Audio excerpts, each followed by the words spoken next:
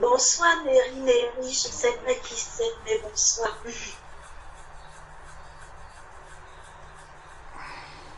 C'est surtout qu'on t'entend. C'est la sœur Erika de Brazzaville. Bonsoir. Comment tu vas, sœur Erika?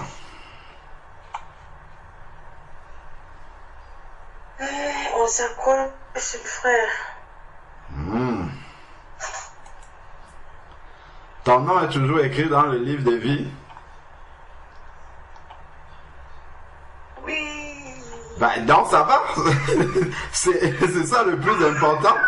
Tout le reste ne compte pas. Si ton nom est écrit dans le livre de vie, c'est que ça va bien. Regardons un verset dans la parole. C'est dans Luc, chapitre 10. Sœur Mora, n'oublie pas ton verset aussi. Hein.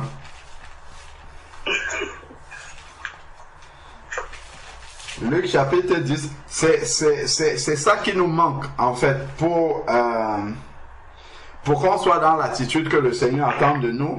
C'est que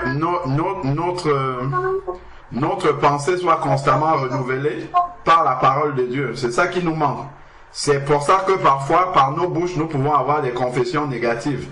Et ça a de l'influence dans la manière dont nous agissons après, dans la manière dont nous nous portons même spirituellement après. Regardons Luc, ici, on va prier, hein? On n'a pas oublié. Luc,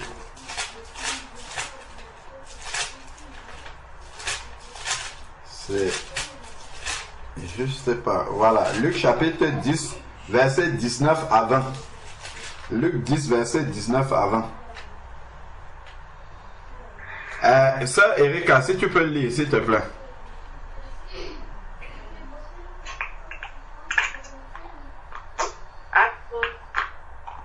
Oui, on te suit bien. Dans Luc chapitre 10, verset 19 à 20. Luc chapitre 10, verset 19 à 20.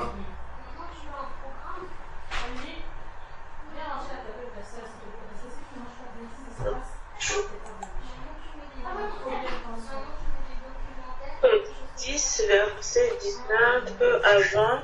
Oui. Désolé, de bruit. Pas de problème. Voici, je vous ai donné le pouvoir de marcher sur les serpents et les scorpions et sur toute la puissance de l'ennemi. Et rien ne pourra vous nuire. Cependant, ne vous réjouissez pas de ce que les esprits vous sont soumis, mais réjouissez-vous de ce que vos noms sont écrits dans les cieux. Amen. Amen. Gloire à Dieu. Est-ce que tu as lu ce qui est écrit dans le verset 20? Amen. Si ton nom est toujours écrit dans le livre de vie, c'est un sujet de joie permanente. Tout le reste ne compte plus. Tant que ton nom est écrit dans le livre de vie, tout le reste sur la terre, peu importe si le ciel t'est tombé sur la tête, peu importe ce qui se passe, si ton nom est écrit dans le livre de vie, c'est un sujet de réjouissance. Donc si on me demande est-ce que ça va, Amen, ça va, Dieu fait grâce, gloire à Dieu, ça va très bien. Moi personnellement, quand je lis ça, c'est suffisant. Si mon nom est toujours dans le livre de vie, ça veut dire que tout va bien. Donc, quand je dis tout va bien, ce n'est pas parce que si tu vas examiner dans ma vie, il n'y a pas des situations sur cette terre qui sont préoccupantes. Non, c'est simplement parce que mon nom est écrit dans le livre de vie. C'est pour ça que je peux demeurer dans la joie. Quand je dis je peux, c'est en tant que chrétien, hein, c'est pas moi personnellement, mais c'est ce que le Seigneur nous demande ici. Il dit, réjouissez-vous de ce que vos noms sont inscrits dans les cieux. Donc quand tu restes et que tu penses que ton nom est écrit dans le ciel, ben, en fait c'est l'apothéose du bonheur. Même si ton frigo est vide, même si tu n'as rien à manger, tu n'as pas de travail, il y a tel problème, au moins ton nom est écrit dans le livre de vie et tu sais qu'à l'instant si le Seigneur t'appelle, tu sais là où tu vas. Je m'en vais vous préparer des places et quand je m'en serai allé et que je vous aurai préparé des places, je reviendrai. Jean chapitre je vais lire ce verset là aussi. C'est Jean chapitre 14 verset 1 à 2. C'est ce que le Seigneur dit. Ce sont ces promesses-là qui forgent le mental d'un enfant de Dieu et qui fait que l'enfant de Dieu puisse toujours être dans la joie, même s'il est accablé de difficultés sur cette terre. Il sait que le Seigneur a le contrôle de cela et que les promesses sont grandes. Dans Jean chapitre 14 verset 1 à 2, que votre cœur ne se trouble pas, croyez en Dieu et croyez en moi. Il y a beaucoup de demeures dans la maison de mon Père, sinon je vous l'aurais dit. Car je vais vous préparer une place, donc si je m'en vais et vous prépare une place, je reviendrai et vous prendrai avec moi, afin que là où je suis, vous y soyez aussi. Et là-bas, il n'y a plus tous les problèmes, toutes les difficultés, toutes les épreuves de la terre. Ça n'existe pas là-bas. Donc, juste le fait de penser que mon nom est écrit dans le livre de vie, ça c'est un sujet de joie permanente. Ça veut dire que je suis dans la joie et dans la paix. Parce qu'en réalité, là où je suis assis dans les lieux célestes. Dans les lieux célestes là-bas, il n'y a pas de facture, il n'y a pas de problème de tout ce que nous avons là, des maladies, de tout ce qu'il peut avoir comme difficulté au travail, difficulté dans la famille, tout ça, ça n'existe pas là-bas. C'est pour ça que le Seigneur dit encore dans Colossiens, excusez-moi, ça vient comme ça, c'est vraiment pour préparer notre esprit à être dans la disposition de ce que le Seigneur attend de nous. Colossiens chapitre 3,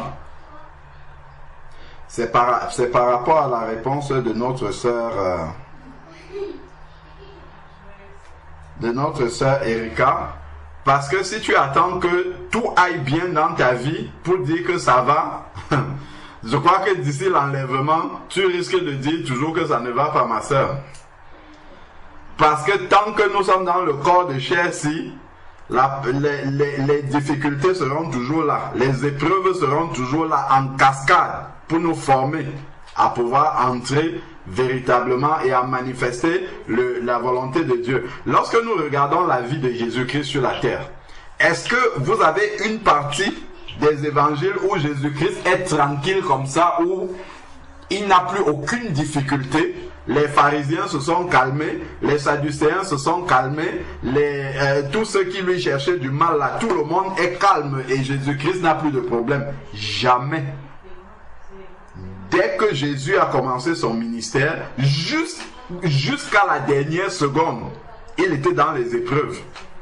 Et il n'y a pas un seul moment où Jésus n'était pas dans les épreuves.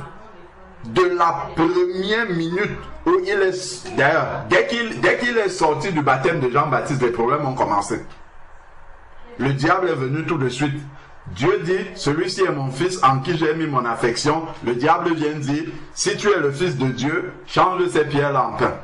Voilà les problèmes qui commencent. Jusqu'à la fin, c'était des problèmes. Jusqu'à la croix, jusqu'à la dernière minute, même étant, suspendu sur la croix, même à la croix, il avait des problèmes. Même le cadavre de Jésus-Christ avait des problèmes. Même son cadavre avait des problèmes. On a mis des gardes pour surveiller. Il ne fallait pas qu'on déplace son corps. Il a fallu que Joseph d'Arimathée vienne réclamer le corps de Jésus. Et ainsi de suite, et ainsi de suite. Même le corps de Jésus-Christ avait des problèmes. Dans Colossiens chapitre 3, verset 1 et suivant. Si donc vous êtes ressuscité avec Christ, cherchez les choses d'en haut, où Christ est assis à la droite de Dieu. Cherchez les choses d'en haut, là où Christ est assis à la droite de Dieu. Si nous cherchons les choses d'en haut, les choses d'en bas ne valent plus rien pour nous. Donc si mon nom est écrit dans le livre de vie. Ça veut dire que je suis dans la joie et je suis dans la paix parce que ma pensée est connectée à ce qui est en haut. Donc si ça va bien avec en haut, c'est bon. Ce qui est ici sur la terre, peu importe. Donc ensuite, maintenant, il dit, verset 2, pensez à ce qui est en haut. Et dans le texte original, il demande de penser constamment à ce qui est en haut. Mais nous pensons constamment à ce qui est devant nos yeux. Donc ce qui est en bas et en plus ce qui est devant nos yeux. Voilà ce qui fait le problème de notre mental. C'est pour ça que le mental, ma soeur, comment ça va? Vraiment, grâce à Dieu, ça va, mais il y a ceci. Donc, comment tu vas? Grâce à Dieu, ça va. Après, il y a un mais qui vient. Et le mais là introduit et présente justement l'état de la foi de la personne. Présente l'état du mental. Mais il y a ceci. Mais tout ce qui vient après le mais là, c'est l'incrédulité. Tout ce qui va venir après le mais. Il y a quand même ceci. Il y a quand même ceci. Il y a quand même ceci. Et c'est quelle soeur qui demande de ne pas oublier? C'est la soeur Clarisse. On l'a oublié. Je viens de l'ajouter, frère. Ah, ok, merci beaucoup. Donc. Il y a aussi la soeur Marie-Lydie, s'il vous plaît. Ah, ok. La soeur Marie-Lydie. Maman, là. C'est ML, je crois. Oui. La soeur Marie-Lydie. Vous m'avez dit, mon frère, j'ai déjà été rajouté. Gloire au Seigneur. Bienvenue, ma soeur Marie-Lydie. Merci, le sujet m'intéresse. Amen. Donc, notre problème en tant qu'enfant de Dieu, c'est parce que nous n'obéissons. Le Seigneur nous a montré ce qu'il faut faire. Quand il dit soyez toujours joyeux, tu vas dire, mais comment est-ce que je peux être joyeux? Lorsque je regarde à gauche, je suis accablé. Je regarde à droite, je suis accablé. Je regarde devant, je suis accablé. Je regarde derrière, je suis accablé. Comment est-ce que je peux être dans la joie? C'est en faisant ce que le Seigneur dit ici. Lui demande de penser aux choses d'en haut. Quand on regarde la vie de Jésus-Christ, c'est parce qu'il était constamment connecté au Père que lui, il pouvait être dans la joie, peu importe les difficultés qui étaient là, autour de lui, les obstacles qui étaient là. C'est vraiment cette déconnexion par rapport à ce que nous sommes dans le ciel.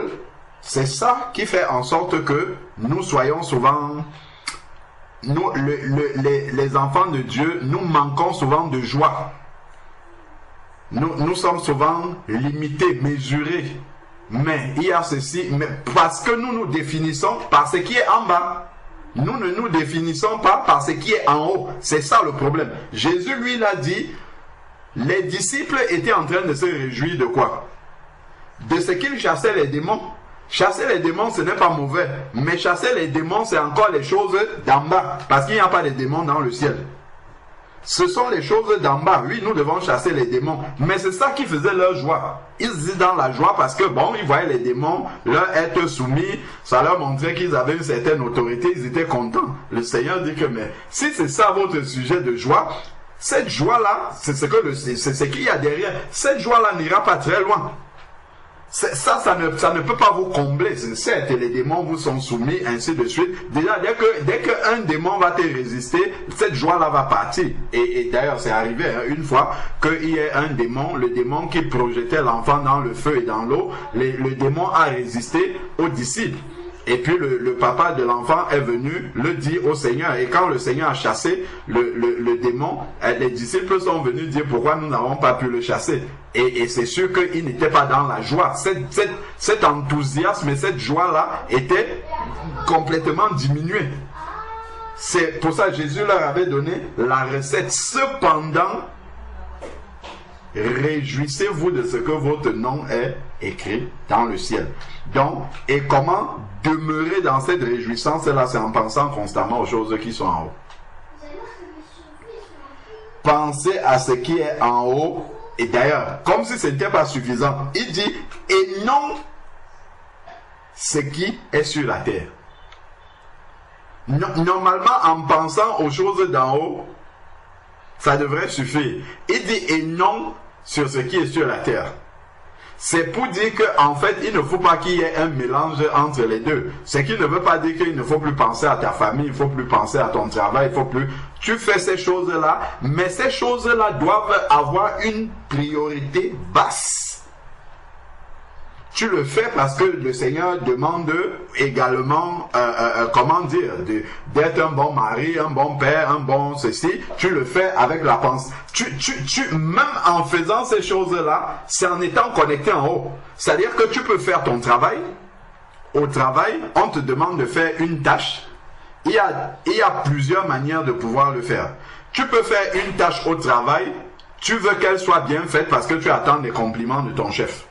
Tu attends que ton chef te voit bien. Tu attends une récompense peut-être de ton chef, une promotion.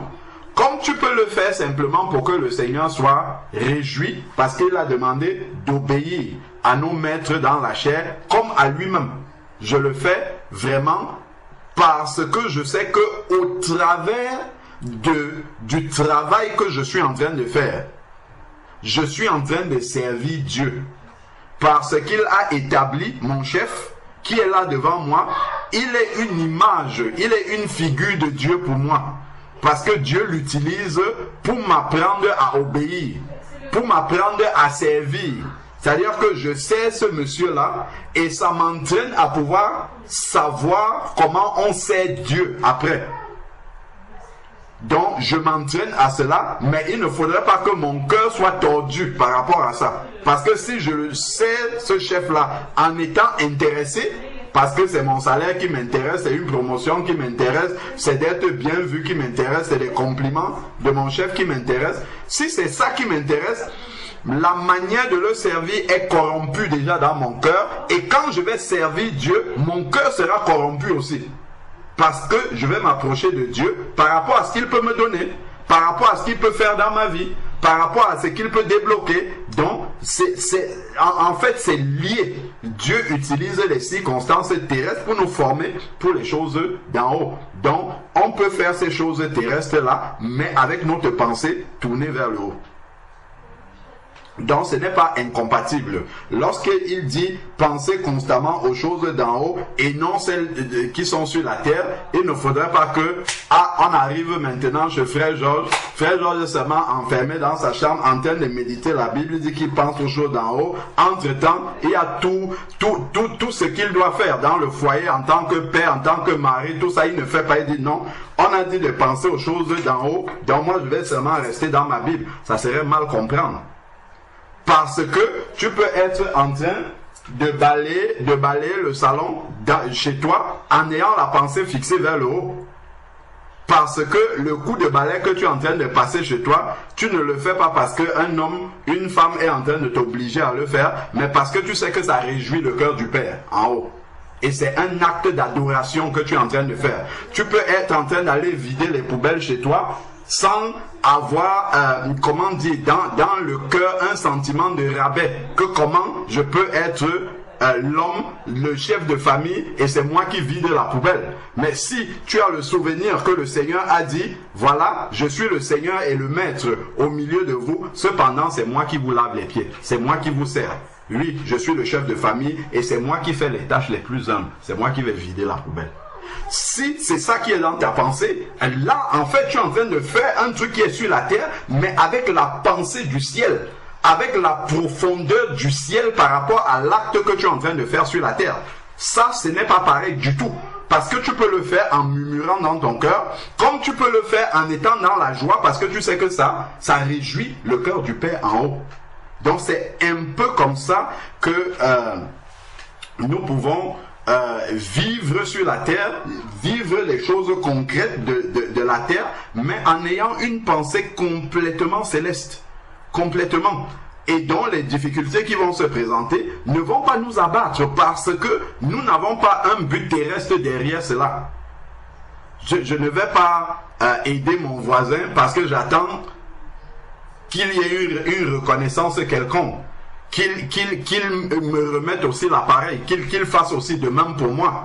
Si j'attends cela, lorsque mon voisin ne va pas le faire, eh ben ça va me choquer. Si je prends mon téléphone pour envoyer un message à la sœur Patricia pour savoir comment elle va, et que la sœur Patricia ne me répond jamais, ou bien qu'elle ne m'envoie jamais de message, je vais continuer à être dans la joie de lui envoyer le message. Pourquoi? Parce que je sais que ça réjouit le cœur du Père que je prenne des nouvelles de ma sœur. Donc je vais continuer à le faire sans que ça ne m'énerve. Mais quand je vais commencer à dire, mais pourquoi elle ne m'envoie jamais de messages, d'ailleurs moi je dis c'est terminé, même je ne lui envoie plus de messages. Ça veut dire que dans mon cœur, il y a une attente terrestre. C'est-à-dire que j'attendais, bien sûr, si elle m'envoie aussi un message, je serai dans la joie d'avoir les nouvelles de ma sœur. C'est très très bien, mais ce n'est pas ça qui me motive à lui envoyer un message. Je lui envoie un message parce que quand je lis dans la parole de Dieu, dans Genèse chapitre 4, le Seigneur est venu, il demande à Caïn, où est ton frère? Il demande des nouvelles de son frère. Le Seigneur avait bien les nouvelles d'Abel, hein, mais il vient et demande à Caïn, où est ton frère? Donc, c'est la volonté de Dieu que je puisse prendre les nouvelles de mon frère. Si je suis en train de faire cette démarche-là, de prendre les nouvelles de ma soeur, de mon frère, de l'appeler, savoir comment ça va, le cœur du Seigneur est réjoui. Je n'attends pas quelque chose de la part de ma soeur. Si maintenant c'est un enfant de Dieu, ben elle aussi, elle va le faire naturellement. Si je ne la vois pas faire, je vais peut-être l'exhorter et je vais prier aussi derrière pour que le Seigneur lui ouvre les yeux. Mais je continuerai à faire ce qui est bien. Je continuerai à faire ce qui est bien parce que la parole de Dieu me dit, si tu sais faire ce qui est bien et que tu ne le fais pas, c'est un péché devant le Seigneur. Si encore je n'étais pas éclairé de ce qui est bien, ok, Dieu sans tenir compte des temps d'ignorance appelle tous les hommes qu'ils aient à se repentir. Dieu va m'éclairer. Quand il m'éclaire, je commence maintenant à faire ce qui est bien. Je le fais parce que le Seigneur m'a éclairé et m'a dit que c'est bien.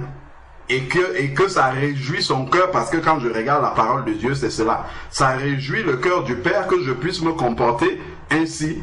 Et ça enseigne aussi mon frère et ma sœur par rapport à la bonne attitude à avoir. Ça l'enseigne aussi. Donc, tout cela est ce qui va me motiver à persévérer, à continuer, à ne pas m'arrêter, parce que je sais que c'est une bonne chose. De rechercher sur l'exemple, par exemple, de prendre des nouvelles de mon frère et de ma soeur sans pour autant attendre qu'il y ait un retour d'ascenseur. Donc ensuite, maintenant, il dit, car vous êtes morts.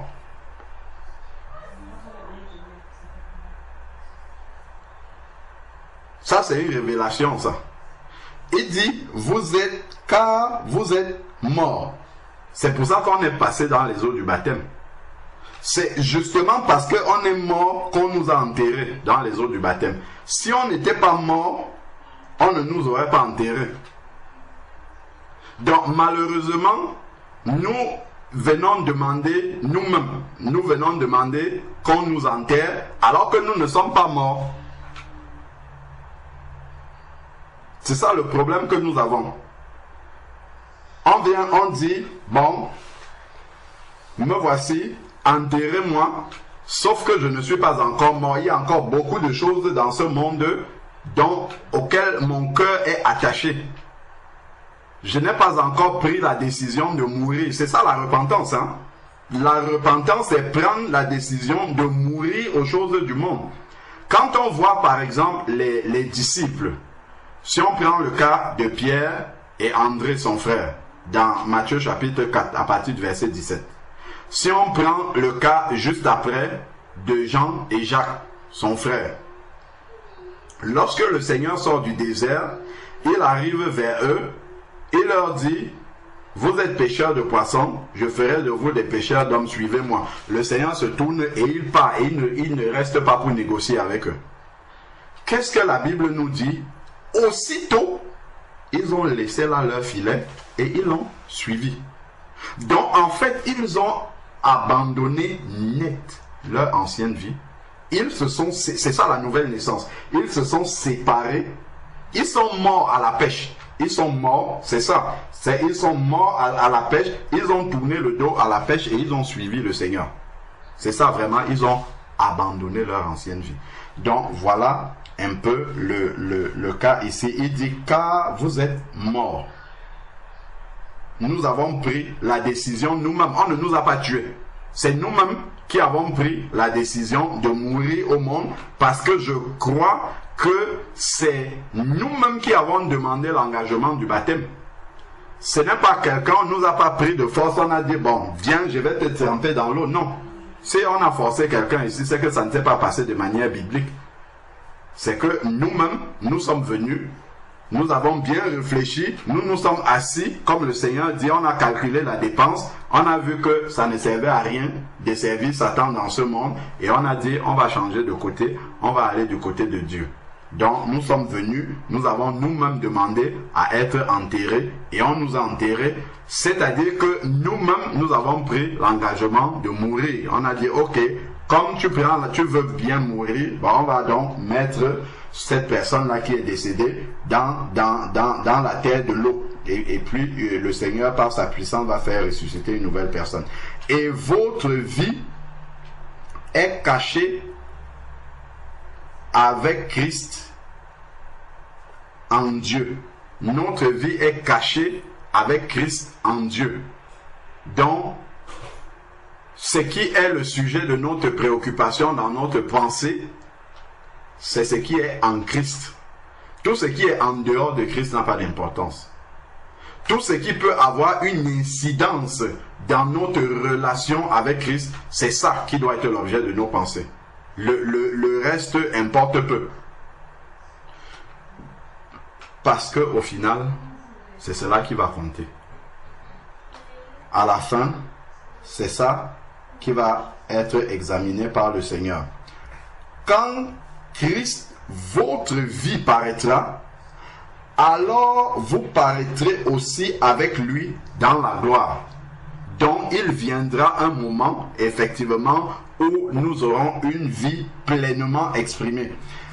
C'est maintenant à partir de tout cela, quand nous pensons constamment aux choses d'en haut, que nous avons compris que nous sommes morts à celles d'en bas, que notre vie est en Jésus-Christ, que c'est ça qui est le plus important pour nous et que tout le reste c'est simplement pour meubler la vie sur la terre et nous préparer à bien vivre les choses d'en haut. Toutes les choses de la terre nous préparent, comme on a vu pour le cas du travail, simplement à bien vivre les choses d'en haut. C'est à ça que ça nous sert. Les choses de la terre prennent leur place, leur priorité basse dans notre vie et nous mettons en priorité ce qui est céleste.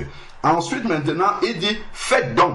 Quand il dit faites donc, le don est la conséquence de ce qu'il a dit en haut. Il faut déjà avoir vécu ce qui est en haut pour maintenant faire ce qu'il dit. Faites donc mourir la nature terrestre.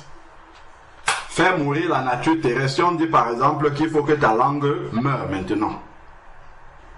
La langue qui parle beaucoup, il faut que ça meure. Pour que ta langue meure, il faut que ta pensée soit connectée en haut. Si ta pensée est sur la terre, ta langue ne pourra pas mourir. Elle va toujours s'exprimer, elle va être indisciplinée. Parce que la pensée n'est pas connectée au ciel. N'oublions pas d'ailleurs, le Seigneur même a fait en sorte que ce soit le cerveau qui est là. Le ciel de la pensée, c'est le cerveau qui donne même les ordres au reste des membres du corps. Est-ce que nous voyons? Ça, c'est même ce que la science dit. C'est le cerveau qui donne les ordres au reste du corps. Comme Christ est la tête et donne les ordres au reste des membres de son corps. Et le cerveau est le siège de notre pensée. Donc si la pensée est attaquée, les membres aussi seront attaqués. Si la pensée est connectée à la terre, tout le reste des membres seront connectés à cette terre aussi, vont faire les choses de la terre. Si la pensée est connectée aux choses d'en haut, les membres vont simplement obéir aux choses d'en haut. Et vont même se rébeller aux choses de la terre. C'est ce qu'il dit. Faites donc. Dans le don, comme on a dit, c'est parce que en haut, ce qui est dit en haut est déjà fait. Faites donc mourir la nature terrestre. Et ici, dans les choses de la nature terrestre, l'inconduite, l'impudicité, l'impureté, les passions, les mauvais désirs, la cupidité qui est une idolâtrie. Donc ici, toutes les œuvres de la chair. Donc, crucifier les œuvres de la chair, ce ne sont pas des décisions que quelqu'un va par exemple prendre un papier, va dire bon, aujourd'hui il faut que j'arrête la fornication, j'arrête, je sais pas moi, la cupidité, j'arrête ceci, et il commence à lutter contre ça. Ben, si tu luttes comme ça, tu ne vas pas arriver. Tu ne peux pas lutter contre la chair.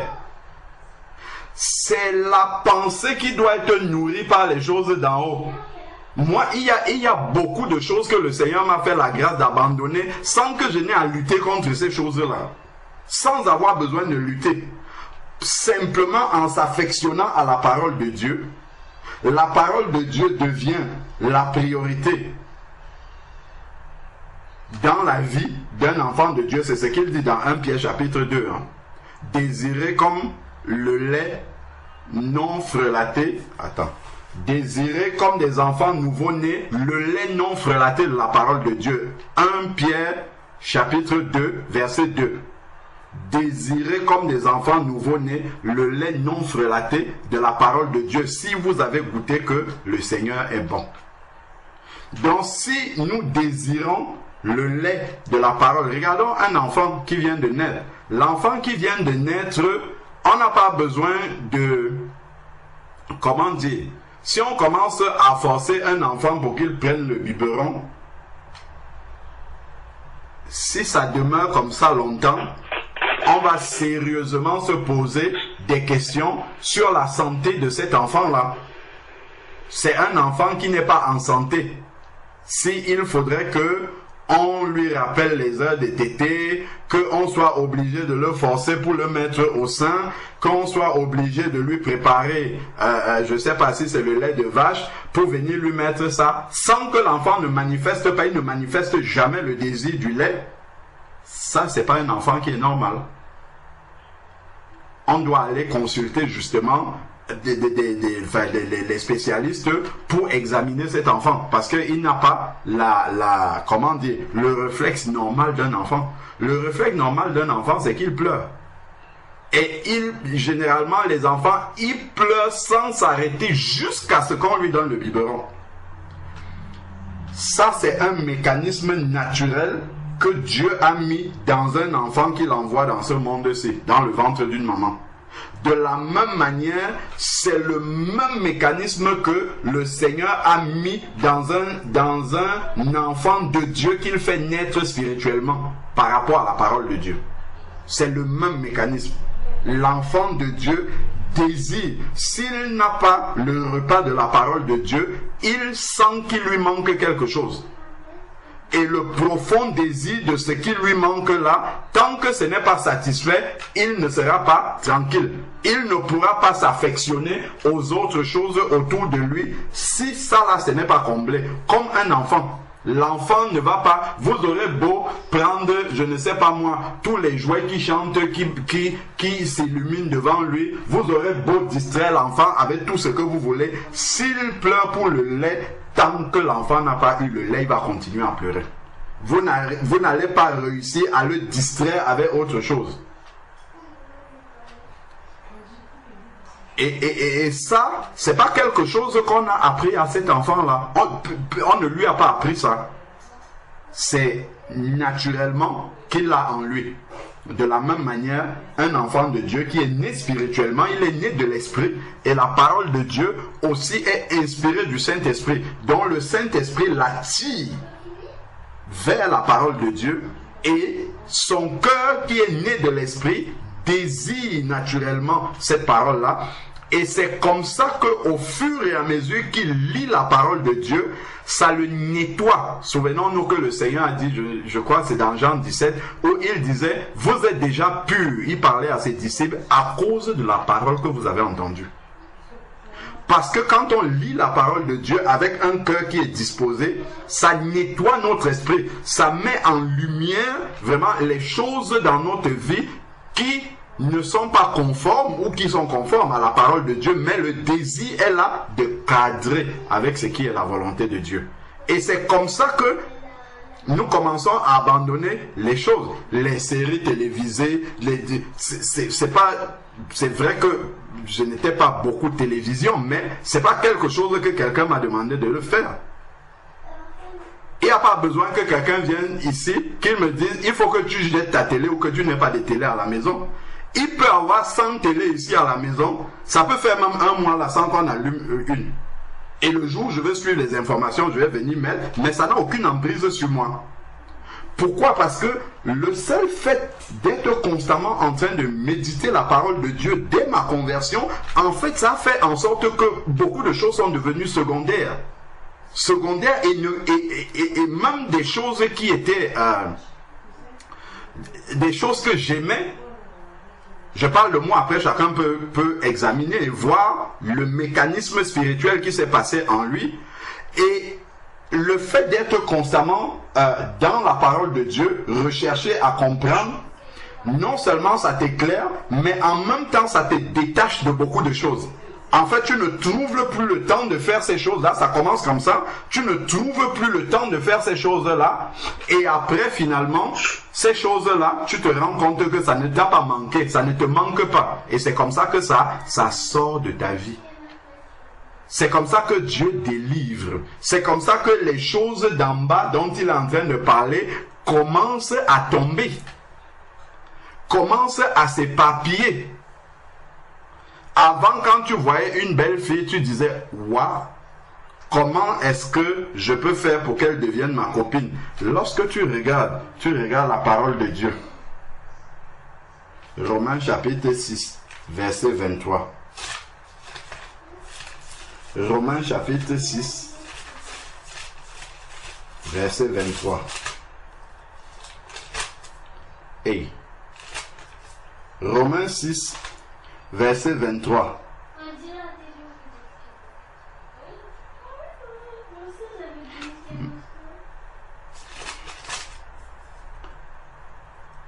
Car le salaire du péché, c'est la mort. Et la belle fille qui est devant moi, c'est,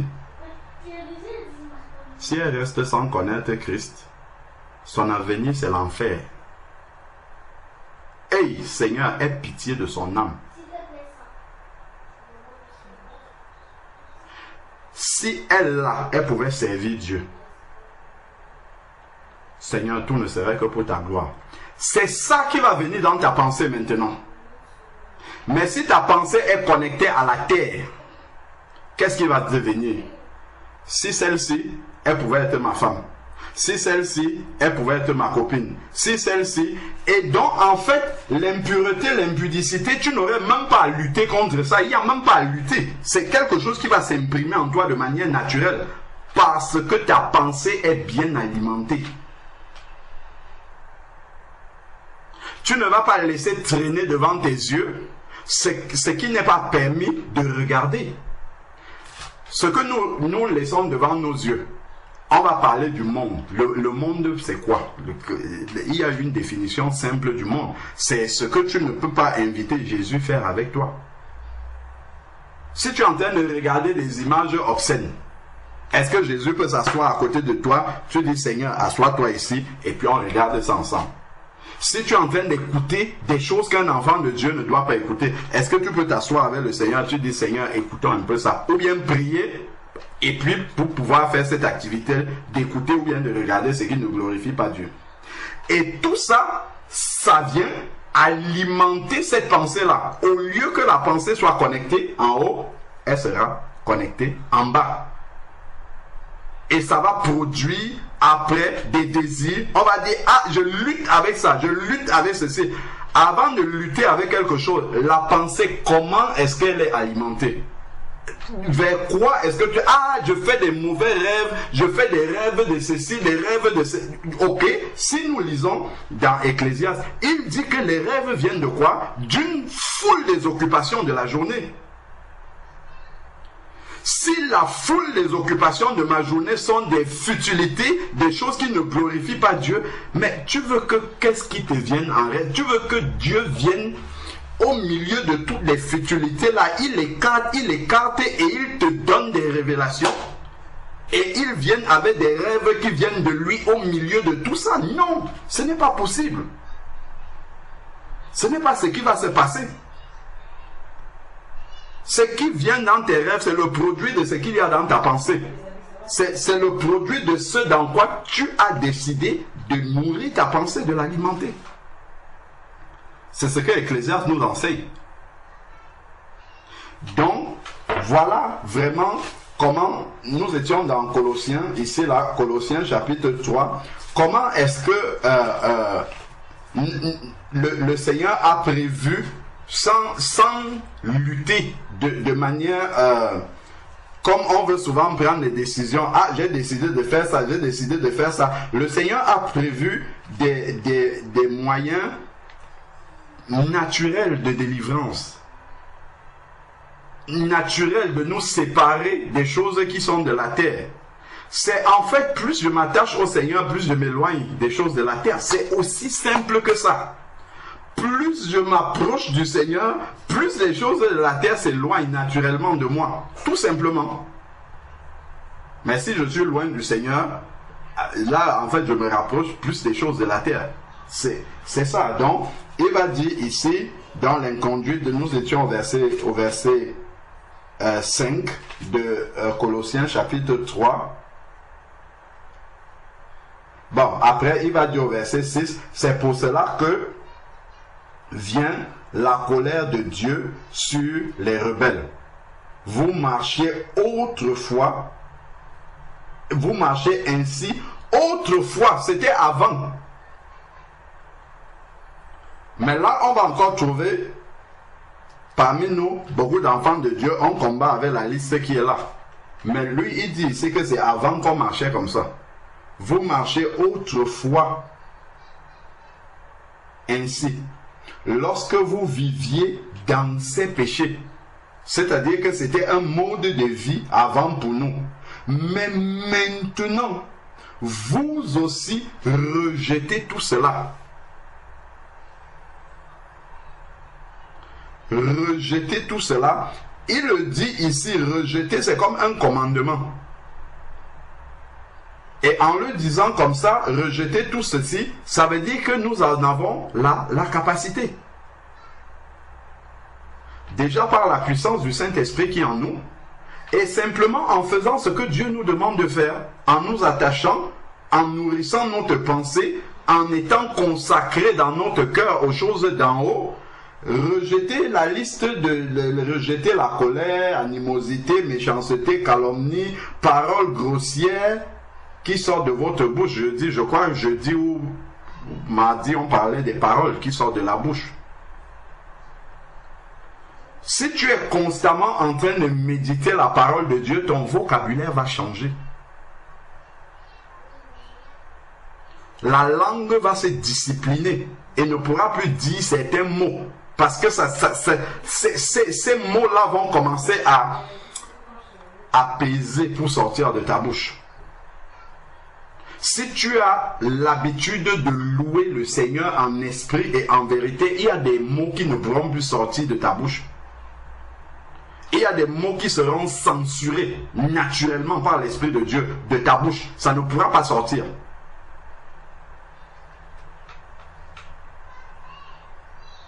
Donc après, il y a une autre série. Donc, le Seigneur a dit, réjouissez-vous, c'est de là que nous sommes partis, de ce que votre nom est inscrit dans les cieux. Donc c'est ça qui est notre sujet de joie. Donc quand on demande, frère Georges, est-ce que tu vas bien? En fait, ce qu'on est en train de lui demander, frère, comment ça va avec Jésus-Christ? C'est ça la vraie question qu'on est en train de lui poser. Et donc il dit, oui, vraiment, mes frères, je vais bien.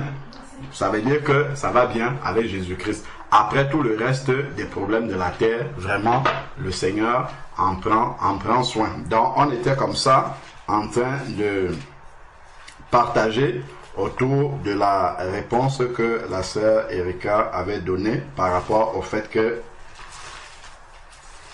par rapport à la question qui lui a été posée, si elle va bien. Donc, voilà un peu ce qui me venait à l'esprit de partager. Donc, amen. On peut prier. C'est vrai qu'on n'a même pas pris le temps de s'arrêter pour prier. On a commencé directement à parler. Amen. Amen. Allô? Oui, frère. Avant de prier, tu peux rajouter quelque chose? Bien sûr, frère. On est censé tous avoir prié avant d'être là. Donc là, on rajoute juste la prière sur la prière qu'on a déjà fait avant. Ce n'est pas maintenant qu'on va prier pour préparer la réunion. Amen. Amen. Amen.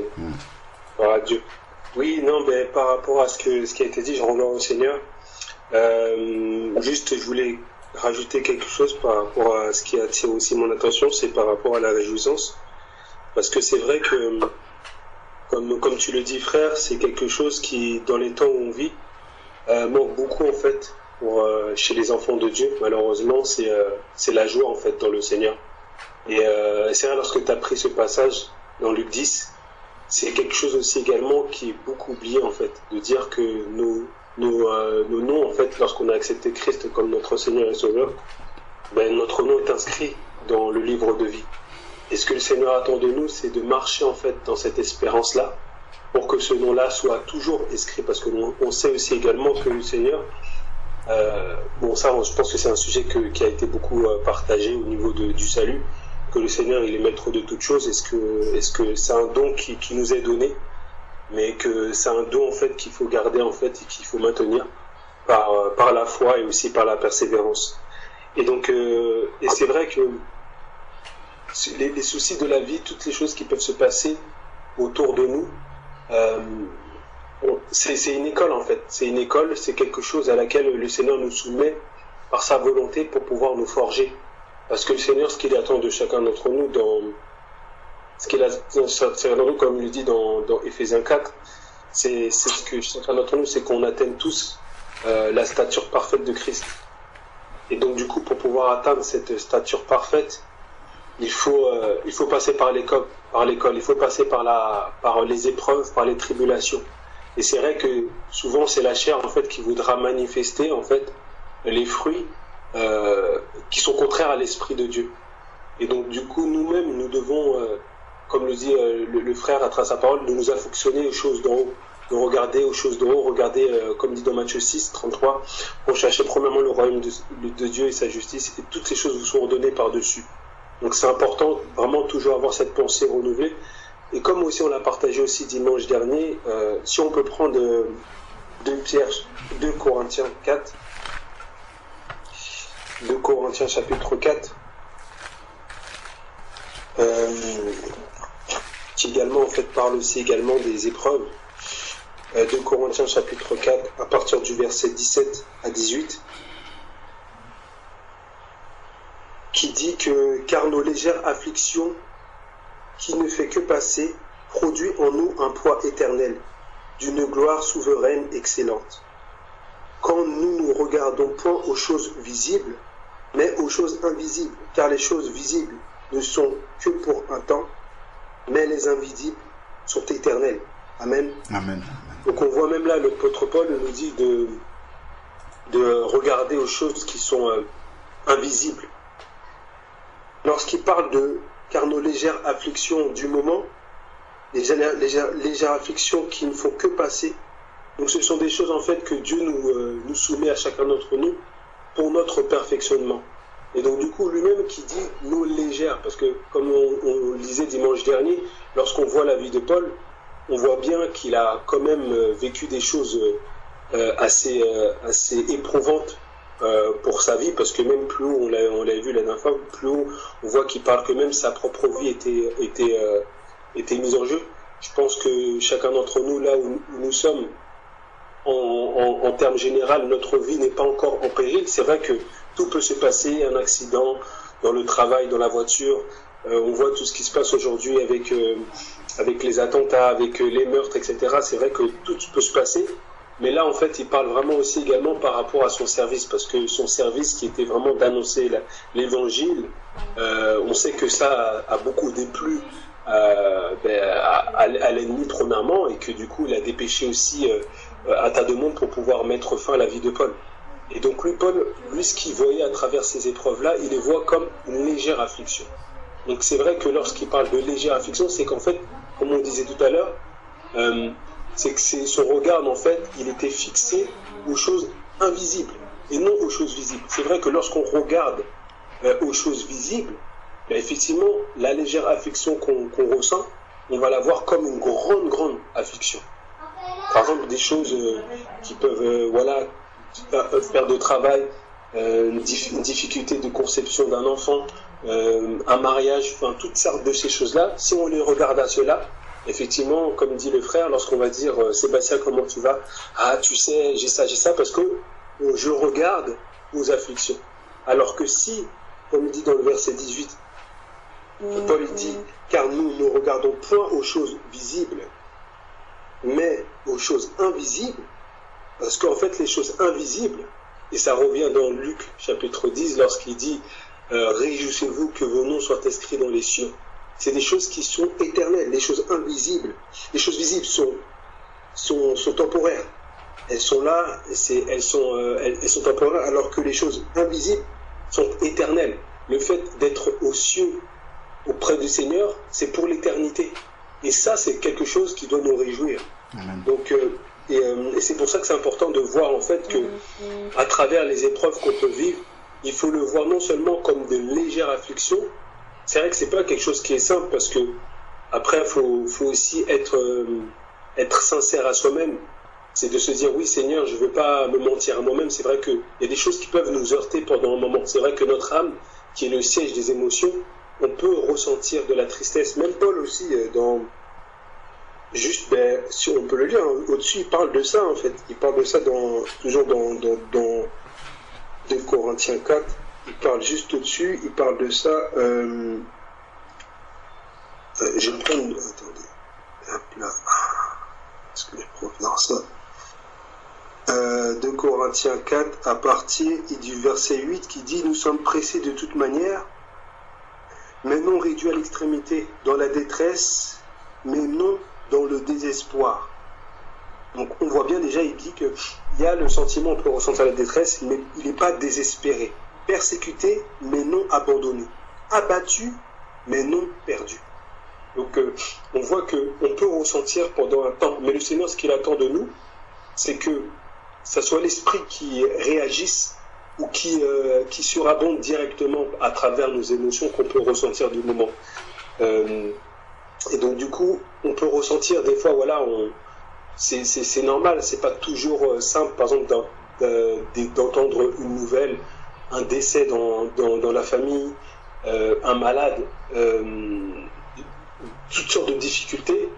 C'est vrai que nous sommes hommes, notre âme va être touchée. Mais le fait que, comme dit le frère Alain, le fait que nos pensées soient constamment occupées par les choses du Seigneur, le fait que nous affections quotidiennement aux choses d'en haut, ben en fait ça c'est un exercice que le Seigneur, et là on verra tout à l'heure par rapport à Timothée, il en parle de ça aussi, l'exercice. Et si on prend aussi également dans 1 Pierre chapitre 4, 1 Pierre chapitre 4,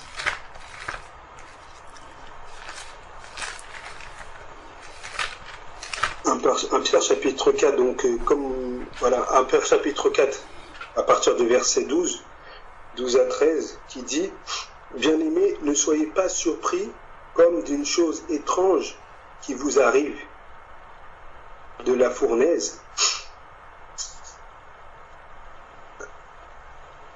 qui est au milieu, et au contraire, de la part que vous avez aux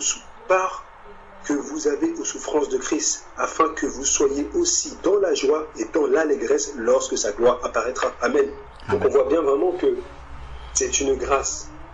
Les épreuves, les afflictions, les légères afflictions du moment, en fait, c'est une grâce en fait d'avoir part à cela, parce que cela en fait bride davantage la chair. Et pour pouvoir mieux combattre tout ce que la chair pourrait faire ressentir, donc le fait d'avoir cette tristesse, d'avoir cette peur, d'avoir cette crainte, ce doute, toutes ces choses-là en fait qui ne sont pas de Dieu, mais en fait le Seigneur nous appelle à travers Pierre, il dit de nous réjouir, au contraire, d'avoir la joie. Et ça c'est vrai qu'aujourd'hui, la joie aujourd'hui, c'est quelque chose qui n'est pas courante. Aujourd'hui, on parle plus de tristesse, on parle plus de guerre, on parle plus de peur, de meurtre, on parle tout ce qui est contraire en fait à la joie, et surtout lorsque tout va mal. Et encore plus malheureusement dans l'église. Alors qu'en fait, c'est la joie en fait. C'est la joie qui doit abonder, qui doit surabonder à travers les épreuves. Et comme il dit, de ne pas être surpris. Là, il dit, ne soyez pas surpris comme d'une chose étrange qui vous arrive, de la fournaise qui est au milieu de vous pour vous éprouver. Donc on voit bien que le fait, on ne peut pas être surpris. Et comment ne pas être surpris, c'est de s'affectionner aux choses d'en haut. Le fait que notre vie quotidienne soit, on soit constamment en relation, qu'on ait une relation intime avec le Seigneur. On ait une relation vraiment, qu'on entretient cette intimité, comme lorsque à la maison on peut avoir une plante, on a une fleur, on l'a la fleur, mais il faut l'entretenir. Et le fait de l'entretenir, le fait d'entretenir cette flamme, le fait d'entretenir cette huile, est ce qui fait que lorsque l'épreuve vient, on n'est pas surpris. Parce qu'en fait, cette épreuve-là est pour nous ramener encore à un autre niveau spirituellement. Parce que le Seigneur nous appelle à marcher de nouveauté de vie, à marcher de gloire en gloire, à nous perfectionner. Et donc le perfectionnement, le Seigneur passe à travers des bien-aimés, comme dans Éphésiens 4, il passe par les 5 ministères, il passe par les frères et les sœurs, mais aussi il passe par les épreuves. Parce que ça, c'est les choses qui nous est propres à nous-mêmes. Chacun, en fait, a une épreuve, a des difficultés que peut vivre, et aussi, chaque épreuve, en fait, est bien prédéfinie à chaque personne, parce qu'il y a des choses que, par exemple, lorsqu'on voit l'apôtre Paul, le Seigneur savait pourquoi. On sait, dans 1 Corinthiens 10, il nous dit bien que le Seigneur ne nous soumet pas à une tentation qui soit au-delà de notre capacité. Le Seigneur sait notre capacité, sait. En fait, même Romains 12, il parle de mesure de foi, en fait. Chaque personne a une mesure de foi, mais en fait, si le Seigneur nous soumet à cette épreuve-là, c'est qu'il sait que nous sommes capables de la franchir. Donc c'est important de ne pas être surpris. Et comme il a dit, au contraire, de se réjouir. Et c'est vrai ça, comme on le disait dimanche, c'est quelque chose qui est à contre-courant, c'est quelque chose qui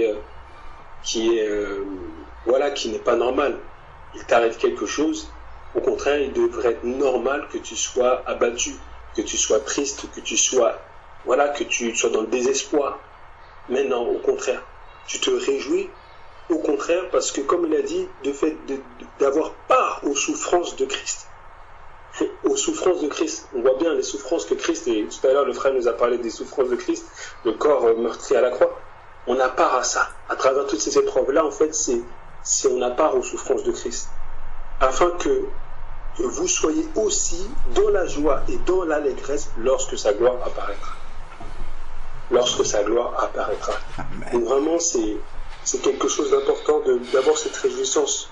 Et on sait que la réjouissance, dans Philippiens, on peut prendre aussi Philippiens 4.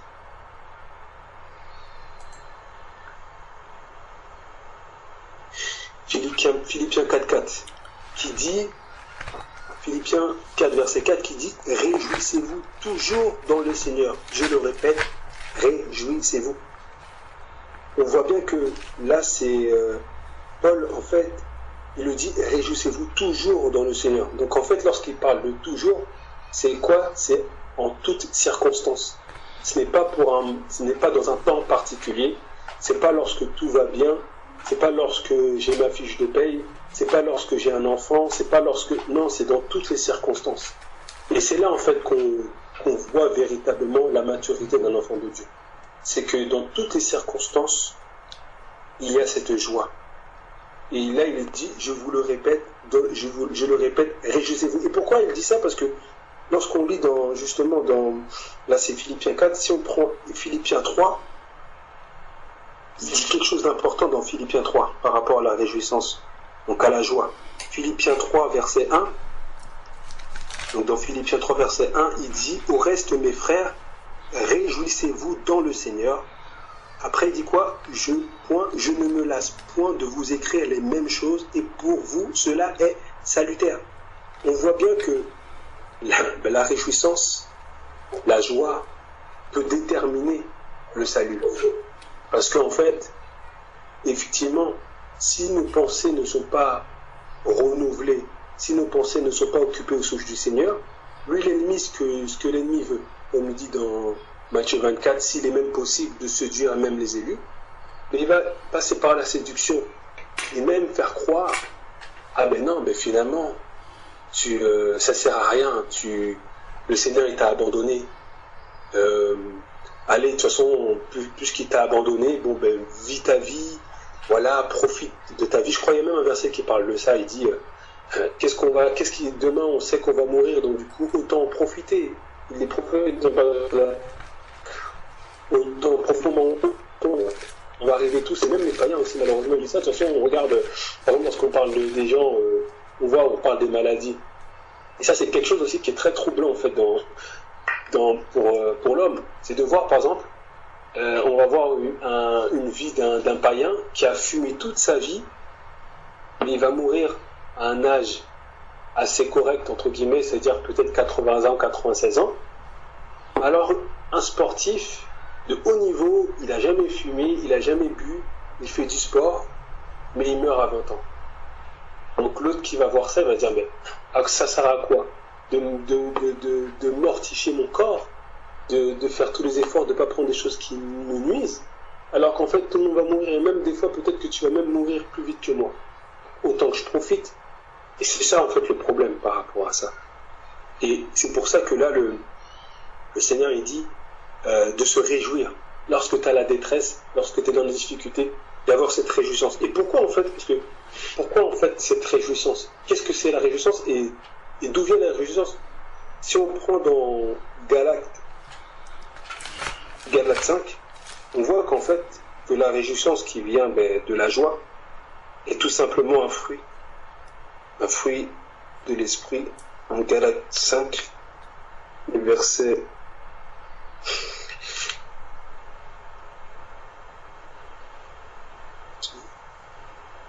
22, qui dit « Mais le fruit de l'esprit, c'est l'amour, la joie. » Donc on voit bien que c'est le caractère de Christ, la joie. Et c'est quelque chose qui malheureusement manque beaucoup en fait. Moi-même le premier, des fois, il y a des choses où, à travers une épreuve, il y a des choses en fait qui peuvent manquer, et des fois aussi des choses qui nous surprennent. Parce que par exemple, il y avait quelques temps de cela, j'ai eu juste un petit témoignage par rapport à ça. J'étais parti au restaurant avec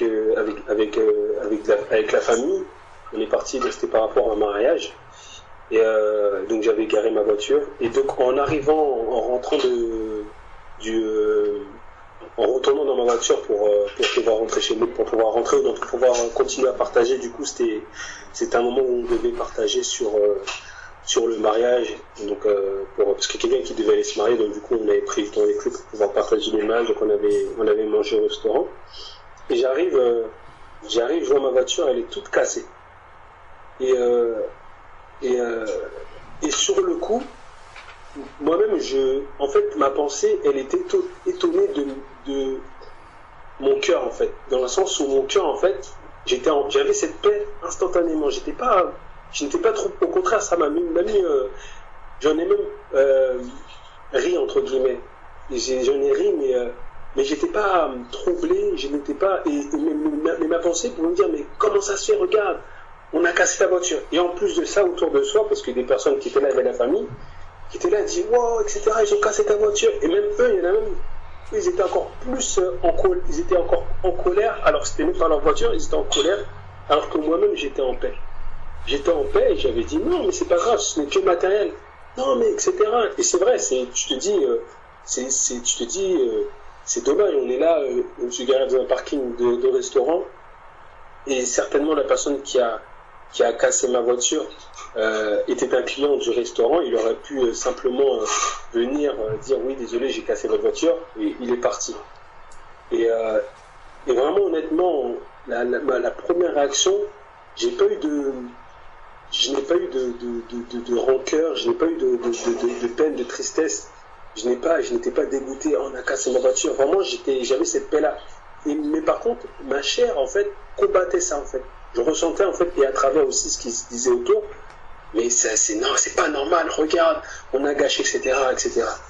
Et au départ, en plus, ce qui était cassé dans la voiture, bon, c'était cassé, mais je pouvais rouler. Et donc, du coup, après, à partir de là, bon, j'ai déclaré au niveau de l'assurance, parce qu'il fallait que l'assurance prennent en charge. Et après arrive à l'assurance, ils me font donc du coup, comme malheureusement il n'y a pas d'automobiliste qui est à côté, il y a personne à côté, donc du coup j'ai une franchise à payer par rapport aux réparations. Et donc du coup, lorsque l'expert il arrive et il m'annonce la facture, il m'annonce une facture de près de 4 000 euros. Près de 4 000 euros. Et vraiment même là aussi, il y a 4 000 euros, mais en fait la franchise, parce qu'au départ je m'attendais à payer peut-être une centaine d'euros, grand maxi, parce que je pensais que c'était en fait c'était pas, visuellement parlant, c'était pas très cassé. Mais en fait je m'étais pas rendu compte qu'à l'intérieur il y avait quand même des organes qui ont été cassés, le radiateur, etc. Il y a eu une fuite au niveau du liquide refroidissement. Bon, elle avait pris un sacré coup, mais visiblement ça ne se voyait pas. Et donc du coup, lorsqu'ils m'ont annoncé ça, ils m'ont dit voilà, sur cette partie-là, vous allez payer près de 800 euros, etc. Et même ça, par rapport à ça, c'est quelque chose qui aura pu me mettre dans une comment dirais-je, dans une inquiétude, en me disant voilà, regarde, j'avais mes plans, j'avais ceci, cela, comment ça se fait, etc. Mais le Seigneur, en fait, juste avant, il avait déjà pourvu des choses que des fois on se rend pas compte, que Dieu pourvoit en amont, et le Seigneur nous demande d'être fidèle. Comme il dit dans sa parole, l'économe fidèle. C'est-à-dire que ne pas être là, être comme un insensé en faisant des choses, en faisant du gaspillage ou acheter des choses par-ci par-là. Mais le Seigneur prévoit des choses, tu ne sais pas pourquoi, mais le Seigneur te dit, voilà, ne t'inquiète pas, ça c'est pour lorsque viendra la difficulté. Et il s'avère que la difficulté est venue de manière inopinée. Et comme il dit comme on a lu tout à l'heure dans 1 Pierre chapitre 4, il a dit ne soyez pas surpris. Et c'est ça en fait, c'est-à-dire que lorsqu'on n'est pas surpris, en fait le Seigneur c'est lui qui est notre pourvoyeur. C'est lui qui pourvoit à nos besoins. Et des fois on le dit parfois par rapport à des mots, mais malheureusement dans les actes on ne les vit pas. Et franchement je rends gloire à Dieu à ce niveau-là parce que naturellement, et là ça a été un témoignage, parce que du coup j'ai partagé aussi aux personnes en leur disant ça, que vraiment on n'a pas à s'inquiéter du lendemain, on n'a pas à s'inquiéter de qu'allons-nous faire, qu'allons-nous manger, qu'allons-nous boire. Ce sont les païens en fait qui ont ces pensées-là en fait, comme c'est on pense toujours oui mais comment on va faire, regarde il y a cette facture qui est tombée, voilà il y a les impôts ils sont tombés, comment on va faire ceci, cela. Le Seigneur il pourvoit. Simplement nous on a simplement à croire au Seigneur et à nous réjouir dans le Seigneur. Parce que Paul le dit, réjouissez-vous toujours dans le Seigneur, je vous le répète, réjouissez-vous. Et donc du coup par rapport à ça, comment en fait aussi, parce que c'est vrai que des fois on peut, comme la sœur elle a dit, c'est vrai qu'il y a cette sincérité, et ça c'est important aussi, je pense, que d'être en tant qu'enfant de Dieu, d'être sincère, ne pas faire semblant en fait en disant tout va bien, mais dans notre âme on est meurtri. C'est important, je trouve que c'est quand même quelque chose d'important d'avoir cette spontanéité, cette sincérité. Après maintenant le Seigneur nous appelle comment en fait du coup, au lieu que ça soit la chair qui manifeste toutes ces choses-là, comment ces fruits-là en fait doivent se manifester et doivent même surabonder. Et comme on l'a dit tout à l'heure, c'est le fait d'avoir toujours les pensées occupées au Seigneur. Et ça c'est un exercice. Si on prend déjà juste, on était tout à l'heure dans 1 Pierre 4, dans 1 Pierre 4, il nous dit au départ, 1 Pierre chapitre 4, à partir du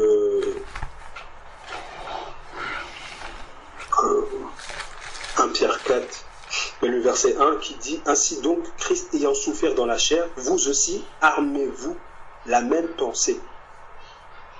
Car celui qui a souffert dans la chair en a fini avec le péché. » Donc on voit bien que, et ça c'est aussi un passage qu'on a partagé dimanche dernier, c'est que en fait, si on a cette pensée-là qui est toujours armée, et de se dire que Christ lui-même a souffert, et qu'il a souffert dans la chair, mais nous-mêmes, si on s'arme, si on prend conscience des armes que le Seigneur nous a mis à notre disposition, pour pouvoir combattre la chair, parce que l'ennemi aussi, il est en nous-mêmes, c'est notre chair qui combat, il y a une lutte. qui est là, qui est quotidienne, ben, si on n'a pas, si on n'a pas cette pensée-là, si on n'a pas notre pensée qui est armée, on va toujours, en fait, malheureusement, avoir cette défaite. Et la chair va toujours avoir le dessus. Bien que le Seigneur, comme il dit dans sa parole en Romains 8, il parle que, en fait, nous sommes libres au péché. Nous avons cette liberté au péché. Nous ne sommes plus esclaves. En tout cas, tous celles qui ont accepté Christ comme son Seigneur et Sauveur, il est libre. Maintenant, lui, ce que l'ennemi veut nous faire croire, c'est que nous sommes encore enchaînés. Et aussi, malheureusement, là où on a eu de plus grandes difficultés, l'ennemi peut taper aussi dessus pour que notre chair soit davantage prenne le dessus. C'est pour ça qu'en fait, il faut que notre pensée soit constamment renouvelée. Romains 12, on en parle aussi, on parle de l'intelligence. L'intelligence, c'est l'esprit, c'est quelque chose qui doit toujours être transformé afin de discerner ce qui est bon et agréable au Seigneur. Et donc du coup, et on voit même Paul aussi, hein, il parle de ça, il parle de combat en fait, le fait de lorsqu'on s'arme en fait, au bout d'un moment, le Seigneur nous donne cette puissance et la chair en fait, elle est assujettie. Et c'est pour cela, par exemple, lorsque je vous ai parlé par rapport au témoignage, ou même des choses va surprendre, c'est-à-dire que la réaction première, c'est l'Esprit de Dieu qui va se manifester, mais c'est parce qu'en fait, il y a eu un combat avant, et un combat qui a été gagné. Parce que Paul le dira aussi dans 2 Corinthiens 2, il me semble, il dit Christ nous a fait triompher de toutes choses pour répandre à travers nous la bonne odeur de Christ. Christ nous a fait triompher. Donc, on triomphe. En fait, la chair, en fait, est assujettie. Et si on prend justement dans 1 Corinthiens 9, justement, par rapport à cela, Paul en parle. Parce que lui-même, Paul aussi, à travers son ministère, il y avait quelque chose qu'il avait besoin de faire, et c'est normal, parce que nous-mêmes aussi, nous sommes dans ce combat-là, parce que nous avons toujours cette chair-là, mais c'est de la maîtriser. Donc, 1 Corinthiens 9, verset 27, qui dit à la fin, qui dit « Mais je traite durement mon corps et je le tiens assujetti de peur d'être moi-même rejeté après avoir prêché aux autres. » Mais je traite durement mon corps. Lorsqu'il parle de corps, c'est pas je traite mon corps comme un sportif. Non, c'est je traite mon corps, ma chair. C'est-à-dire que vraiment, il la tient, vraiment, il la traite. Et en la traitant mal, en la malmenant, en la traitant vraiment durement, c'est que les pensées sont davantage en Christ. Ce qui fait qu'en fait, ça, la chair, en fait, on a horreur. Et ça la fait trembler. Et plus nos pensées, plus notre vie est attachée au Seigneur, plus nous affectionnons à la parole du Seigneur, ben plus en fait la chair, en fait, elle est traitée durement. Et en fait, comme il a dit, et je la tiens assujettie. C'est-à-dire qu'en fait, elle est maîtrisée. Elle ne bouge plus. Elle est maîtrisée. Et c'est ça le combat, en fait. C'est ça, en fait, ce que le Seigneur nous attend de nous. Le fait qu'on atteigne à la stature parfaite de Christ. Qu'on dise à la chair, tais-toi. Et elle se tait. Et même, sans même, des fois même parler, mais la chair, en fait, elle est déjà assujettie. Et ça, c'est une merveilleuse victoire. Et c'est quelque chose, en fait, que chacun d'entre nous, en fait, c'est le combat. C'est là où la chair domine. C'est là où la chair a plus de facilité à passer. Et d'autre part, on sait tous que, par exemple, aujourd'hui, une personne va nous dire ah ben viens, fume, naturellement, mais en fait, c'est l'Esprit de Dieu. Ça va même pas, la question ne va même pas se poser. Parce qu'en fait, là, la chair je veux même dire, elle n'a même pas pris naissance dans ce domaine-là. Par contre, il y a d'autres domaines où là, la chair, elle a eu beaucoup de victoires dans le passé. Et peut-être que là, aujourd'hui, elle a encore quelques victoires, mais le Seigneur nous appelle à l'assujettir. Et c'est les épreuves qui nous permettent d'assujettir ces choses-là, d'assujettir la chair. Et donc on voit bien que c'est un combat. Et donc si on prend aussi également toujours dans la même pensée, le fait d'avoir comme il dit Paul, de traiter durement, on voit que c'est quelque chose qui est quotidien. Dans 1 Timothée chapitre 4,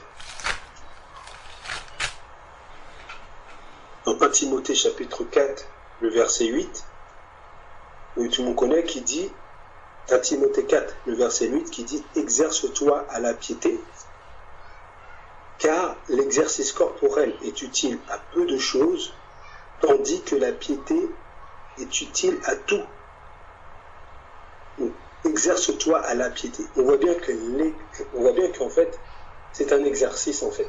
L'exercice de la piété. C'est s'exercer, s'affectionner aux choses d'en haut. Il faut que toujours on ait cette... Et en plus, cet exercice-là, en fait, ça ne doit pas être une peine. Parce qu'en fait, c'est par amour. Parce que bien souvent, comme aussi, je crois, le frère Alain, il a parlé de ça, si on énumère la liste, ne pas faire ça, on ne va jamais y arriver. Mais si on s'affectionne de choses d'en haut, si on a cet amour, parce que Jésus dira, il y a 2 commandements, aime ton Dieu et aime ton prochain. Donc c'est l'amour. Si on n'a pas cet amour à servir le Seigneur, cet amour à lui plaire, cet amour à lui obéir, et si on fait les choses par contrainte, ben malheureusement, en fait, on va arriver peut-être un temps, au bout d'un moment, on ne va plus arriver. C'est comme lorsqu'on fait un exercice aussi corporel. Si on fait la chose de manière... si on regarde les sportifs, il y a des choses qu'ils le font, c'est une passion qu'ils ont. C'est difficile de réussir si c'est quelque chose que tu fais pour faire pour que tu fasses la chose. Il faut qu'il y ait un minimum de plaisir en fait dans ce que tu fais. Mais là, c'est encore même plus l'exercice de la piété, c'est par amour, parce qu'en fait, c'est vraiment entretenir ma relation avec le Seigneur. Parce qu'on voit que, comme il dit, l'exercice de la piété, exerce-toi la piété. Il dit car l'exercice corporel est utile à peu de choses, tandis que la piété est utile à tout. En fait, c'est à tout. Et c'est ça c'est cet entretien, c'est cette relation, cette intimité avec le Seigneur qui nous permet de manifester le fruit de l'esprit. Et en l'occurrence, la joie. Donc c'est ça en fait, parce que c'est le fait d'avoir tout le temps, d'essayer d'avoir cet exercice. Donc du coup, on voit que c'est un combat, on voit que en fait, ce n'est pas naturel. On a été conçu, comme dit David, on a été conçu dans le péché, donc naturellement, la chair, en fait, elle est là, et naturellement, la chair va avoir des désirs contraires à l'esprit. Mais plus on a cette relation avec le Seigneur, plus on entretient, en fait, cette intimité avec le Seigneur, ben, plus, en fait, on traite durement notre chair. On la tient assujettie, comme dit l'apôtre Paul. Et ça, c'est vraiment une victoire. Ce qui fait que la chair, en fait, n'a vraiment pas elle n'avait pas de pouvoir déjà. Parce que lorsqu'on est en Christ, elle n'a plus de pouvoir. Parce que c'est l'Esprit de Dieu qui est là. Mais en fait, c'est que Christ grandit en nous. Parce qu'en fait, c'est ce que le Seigneur nous appelle à chacun d'entre nous. C'est que Christ grandisse en nous. Jean-Baptiste, il a dit, afin que je diminue et que Christ croisse. C'est comme ça dans notre vie. Christ prend naissance dans notre vie et il faut qu'il prenne de plus en plus de place. Et on sait très bien qu'il ne peut pas avoir de maître. Hein. Soit on haïra un et on aimera l'autre. Donc on ne peut pas aimer la chair et aimer le Seigneur. Le Seigneur a horreur du compromis. Le Seigneur a horreur même on le voit à travers les prophètes, lorsqu'on voit Ézéchiel, etc., lorsqu'il parle de l'adultère, il en a horreur de ça. Mais c'est la même chose. Si on s'affectionne aux choses de la chair, le Seigneur en a horreur. Et il voit ça comme de l'adultère. Donc le Seigneur nous appelle vraiment à l'aimer. Et donc lorsqu'on l'aime, on s'exerce, on prend soin de notre relation, on prend soin, on entretient cette huile qui est en nous. Et l'aimer, en fait, c'est vraiment avoir cette espérance de se dire waouh, le Seigneur a inscrit notre vie, a inscrit notre nom dans le livre de vie. Seigneur, tu es merveilleux, je n'ai rien mérité pour ça. Que ton nom soit béni. C'est vrai que c'est lorsqu'on a les pensées qui sont constamment renouvelées, qui sont armées, ben c'est comme le Seigneur, il a dit mon royaume n'est pas de ce monde. On voit bien que lorsqu'on voit à travers on voyait vraiment ce décalage entre il était Dieu lui-même qui était incarné en chair, on voyait vraiment ce décalage. C'était vraiment impressionnant. C'est pour ça que par l'intelligence humaine, c'est incompréhensible de dire que Jésus-Christ est Dieu. C'est incompréhensible. Mais par l'esprit du Seigneur, on voit en fait, on comprend pourquoi. on voit vraiment ce décalage lorsqu'on voit comment Jésus parle, lorsque à la fois il va ressentir les choses qu'un homme ressent, mais automatiquement, comme il a dit, non pas ma volonté, mais ta volonté, Seigneur. On voit vraiment le chemin, l'exemple qu'il nous a donné de suivre. Donc vraiment, j'en gloire à Dieu par rapport à la remarque de la sœur Erika, parce que je pense que c'est quelque chose que nous-mêmes, on peut vivre au quotidien. C'est quelque chose, faut être aussi honnête et sincère, parce que, comme je l'ai dit, plus haut il parle de ça, Paul il parle dans 2 Corinthiens 4, il parle en disant que abattu mais non abandonné. Et si juste ça me fait penser à ça, ce qu'il a dit Paul, parce que si on prend aussi dans 2 Corinthiens 6 aussi, on voit en fait les persécutions qu'il a vécues dans 2 Corinthiens 6, et on voit en fait ce qu'il manifeste. Donc, je vais prendre à partir du verset 1. Puisque nous travaillons avec Dieu, nous vous exhortons à ne pas recevoir la grâce de Dieu en vain. Car il dit, au temps favorable, je t'ai exaucé. Au jour du salut, je t'ai secouru. Voici maintenant le temps favorable. Voici maintenant le jour du salut. Nous ne donnons aucun sujet de scandale en quoi que ce soit, afin que le ministère ne soit pas un objet de blâme.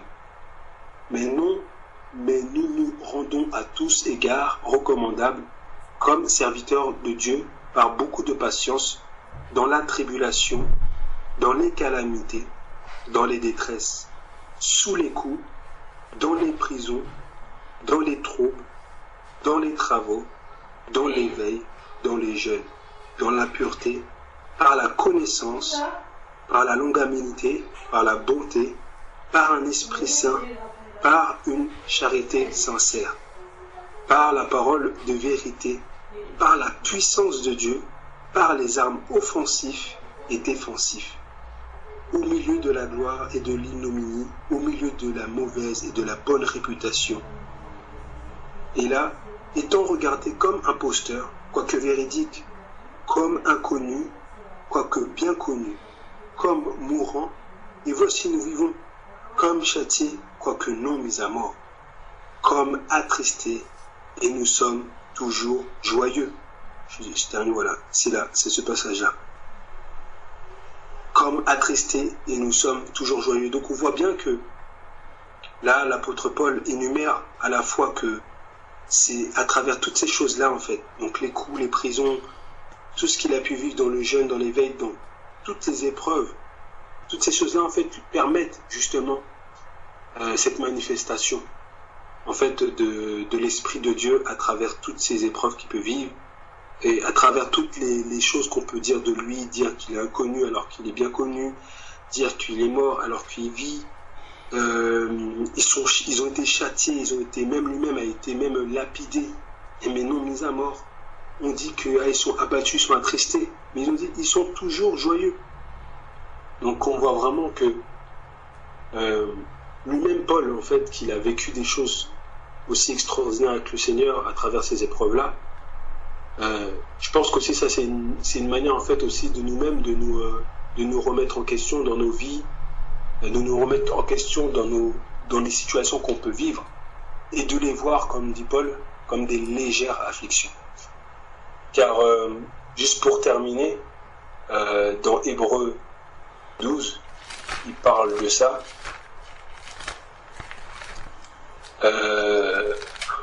Hébreux 12, je prends à partir du verset 5, qui dit « Et vous avez oublié l'exhortation qui vous est adressée comme à des fils. Mes fils, ne méprisent pas le châtiment du Seigneur et ne perd pas courage lorsqu'il te reprend, car le Seigneur châtie celui qui aime, et il frappe de verge tous ceux qu'il reconnaît pour fils. Supportez le châtiment comme des fils de Dieu.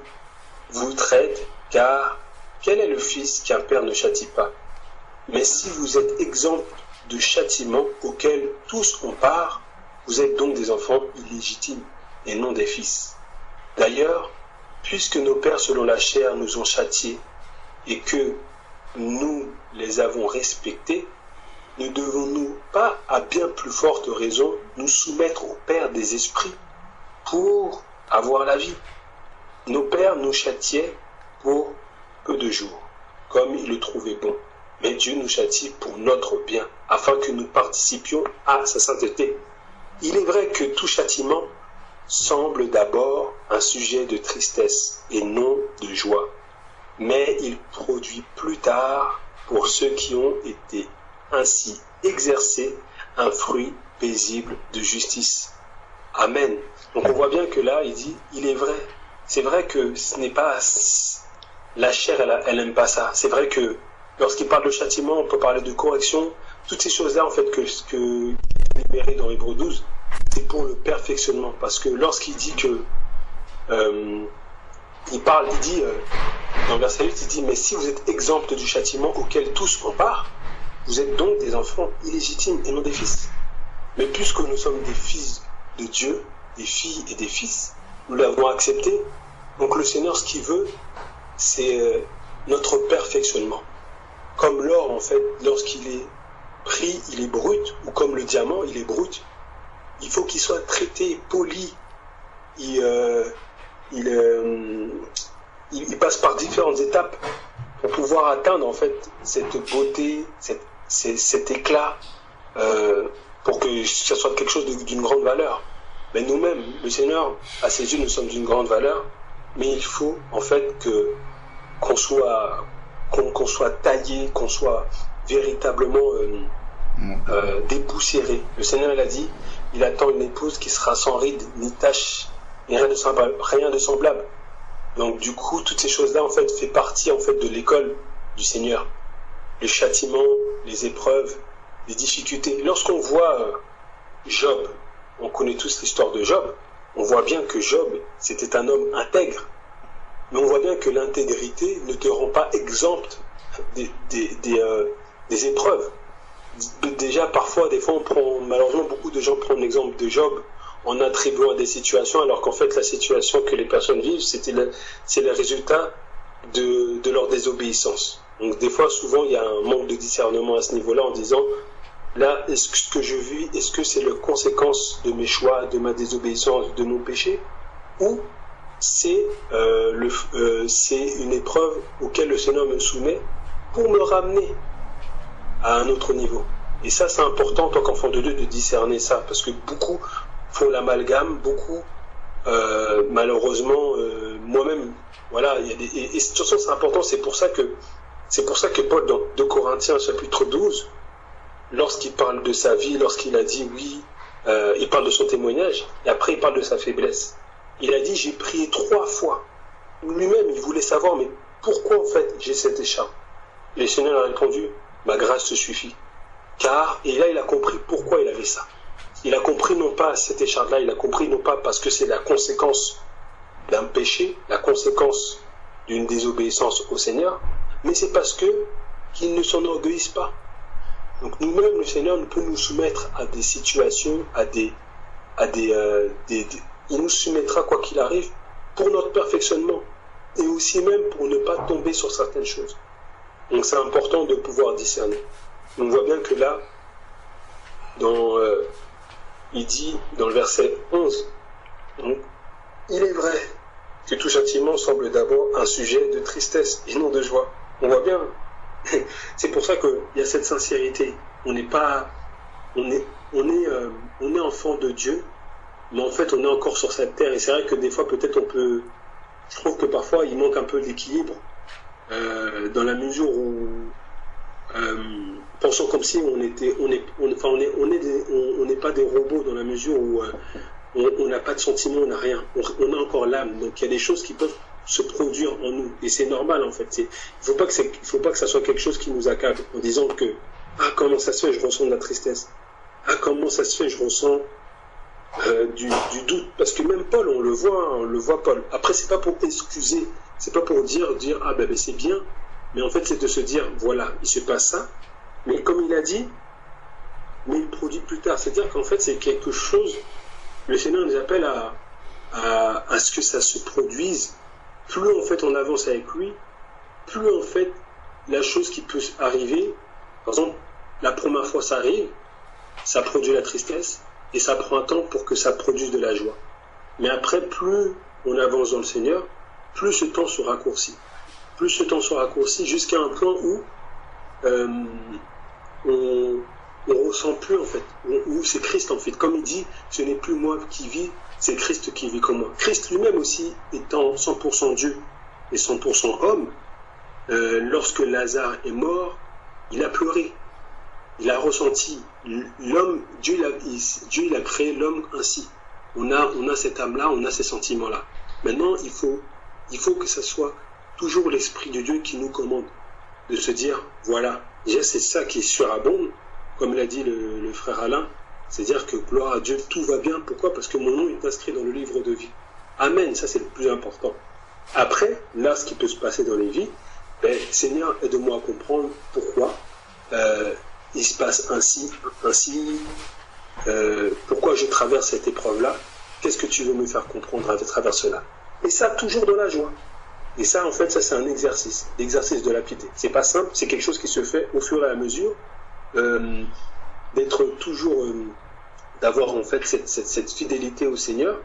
Mais c'est vrai que si, à chaque fois, à chaque épreuve, c'est la tristesse qui se manifeste, si à chaque fois c'est toujours voilà la plainte, c'est qu'en fait il y a un problème en fait, comme on pourrait dire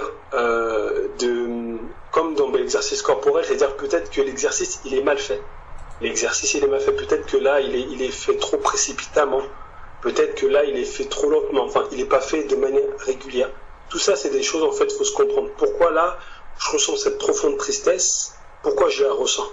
C'est des questions en fait à poser au Seigneur. Mais le plus important, c'est de se dire dans un premier temps, c'est vrai, c'est la première des choses qui devrait, en fait, qui devrait ressentir, c'est tout va bien parce que mon nom est inscrit dans le livre de vie. Ça, c'est le plus important. Et c'est vrai, ça, c'est quelque chose qui est le plus important. Et après, à travers tout ce qui se passe, gloire au Seigneur, comme il a dit Pierre. Gloire au Seigneur parce que je prends part aux souffrances de Christ. C'est-à-dire Christ même, parce que Christ, il nous a fait co-héritiers. Il nous a permis de pouvoir prendre part à ces souffrances-là, afin qu'on en finisse avec le péché, afin que le péché n'ait plus la possibilité d'agir, comme dit dans 1 Pierre 4, verset 1. Donc vraiment, que le Seigneur nous aide, nous fortifie dans cette marche, parce que souvent, Alain aime bien le dire, et c'est la parole qui dit, le chemin étroit, c'est un chemin qui est périlleux, qui est difficile. Peu de personnes le trouvent. Et dès qu'on dit étroit, c'est qu'il y a un renoncement à faire. Parce qu'on ne peut pas venir... Le chemin qui est large, qui est spacieux, on peut prendre des remorques, on peut prendre tous nos bagages. Et ça, c'est sûr, ça, il n'y aura pas de difficulté. Et par contre, lorsque le chemin est étroit, moi, je ne sais pas si en tout cas, moi, des fois, je fais l'expérience, entre guillemets, même lorsqu'on parle, je pars en voyage, des fois, il peut y avoir des difficultés de choisir des vêtements. Des choses, mais là, je vais prendre ça, je vais prendre plus ça. Non, là où, lorsque le chemin est étroit, c'est l'essentiel. C'est Christ. Et Christ saura. Il te dit, ben voilà, tu prends ce vêtement-là, ne t'inquiète pas, ce vêtement-là ne s'usera pas. Comme il a fait avec le peuple d'Israël. Tu prends ces chaussures-là ne s'useront pas. Et simplement, et foi en moi. Donc du coup, ne pas avoir les pensées qui soient toujours occupées par les choses de la chair, mais que nos pensées soient toujours renouvelées, afin que vraiment la joie en fait soit toujours là. Philippiens 4, il dit, réjouissez-vous toujours dans le Seigneur. Je le répète, réjouissez-vous. De se réjouir dans toutes les circonstances, dans la maladie, dans la mort, dans la perte d'emploi, dans toutes les choses qui sont difficultés. On le voit, des fois on peut voir des témoignages des gens qui sont décapités dans la joie. Enfin, des choses, moi j'ai vu des fois, j'ai vu des vidéos comme ça, tu les vois, c'est la joie qui manifeste. Tu te dis, est-ce que c'est réel? Mais je crois que c'est réel, véritablement. Parce que on voit bien les apôtres dans Actes, ils étaient contents d'être lapidés. Ils étaient heureux. Ils disaient, ah, gloire au Seigneur. Aujourd'hui, je ne sais pas si aujourd'hui on peut dire gloire au Seigneur lorsqu'on se fait virer de notre emploi parce qu'on a été traité de prosélyte. Je ne sais pas si on va dire gloire au Seigneur, amen. Moi, je ne sais pas, moi le premier. Donc c'est pour ça que c'est important de toujours en fait de s'affectionner aux choses du Seigneur, afin que vraiment là même qu'on essaye d'atteindre la stature parfaite de Christ, et que vraiment, en fait, parce que dans l'épître de Jean, il dira celui qui aime le Seigneur, en fait, doit vivre tel qu'il a vécu. Tel qu'il a vécu, je crois que c'est dans 1 Jean chapitre 2, il me semble, ou 1 Jean chapitre 3. Et donc, du coup, c'est comme il a vécu. On voit la vie de Jésus, c'est une vie de renoncement, c'est une vie une vie, en fait, de difficulté dans la chair. La chair, elle est traitée durement, même très très durement, même physiquement parlant, jusqu'au sang avec la souffrance. Mais on voit que l'esprit, en fait, il est vivifié. Donc que le Seigneur nous garde, soyez bénis, amen. Amen.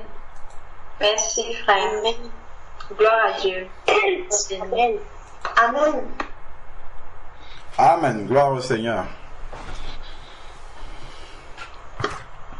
Gloire à Dieu. Bonjour, frère.